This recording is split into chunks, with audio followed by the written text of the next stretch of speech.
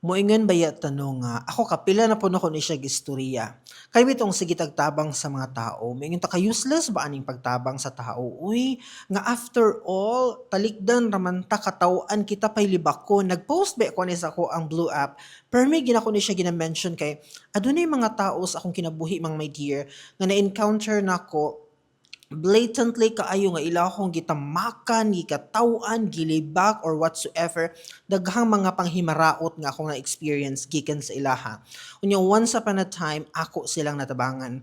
So kung mindset mga my dear anak ko, kalisod ba day aning mutabang taoy kalami ba mo stop og help sa mga taong ungrateful. Ano ba itong mga linyahan no?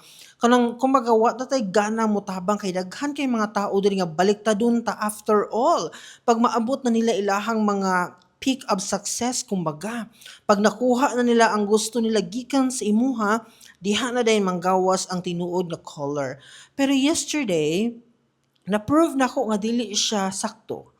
Kay sa atong mga gitabangan at some point in the past, adunay mga individual nga mo treasure sa atuang nahimo sa ilang mga kinabuhi. Kay namang ko gikinahanglan gahapon mga my dear sa another country ni siya ha. Layo kayo sa ako ang lugar karon. Unya, ako siyang gi-contact kay nanghimasin nga basig tabangan ko niya. Grabe na feel gid ako ang ka-genuine sa iyahang pagtapang. Kana bitong dili na siya Filipino ha, Taiwanese ni siya. No local gid dito sa Taiwan. Unya, ako ni siyang partner sa teaching before. Namo ko mga moments sa amo ang mga partnership nga unsahay bitaw mo absent ni siya.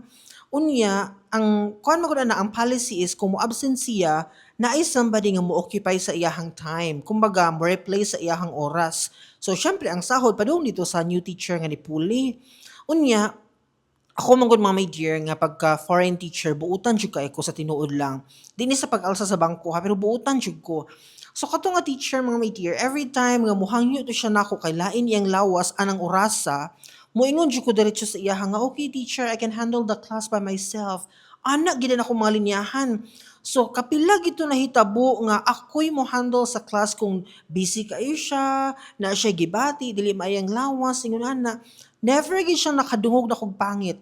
Never siya nakadungog na kog bad report about her. Ingon ana bitaw, like ako gyud kay ingon ba ako nga ako man gyapon ning oras. So natural nga mulihok gyapon ko. So wala na may communication mga my dear. I think more than a year or almost 2 years na nga wa may communication.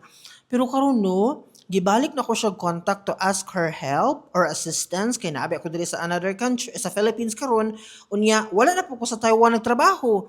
Gi-contact na ko siya balik mga my dear and nakita na ako nga once di ay naatay maayong nabuhat sa usa ka tao, bisag dili pa na siya Filipino ha, naatay maayong nabuhat sa iya ha, ma-remember niya tong kindness niya nimo, grabe ka genuine iyang tabang. As in, automatically nag-take siya action, gitawagan niya mga authorities gahapon para ma-clarify ang mga butang nga dapat na kong madawat sa Taiwan. Ingon anak ka-amazing mga my dear. So, sa mga maka-watch ani nga videos, ayaw mo kakapoy nga mutabang sa mga tao. Bisag at some point, wala tay nadawat nga return sa atong mga efforts sa other people, padayon nga pagtabang ka wa ta kahibalo in one way or another at some points tong mga kinabuhi ma-encounter na tutog balik tong mga tawhana and I'm sure na ay isa or duha sa ilaha nga dili makalimot sa kaayuhan nga ato ang gipa mala sa ilaha or gipa experience sa ilaha.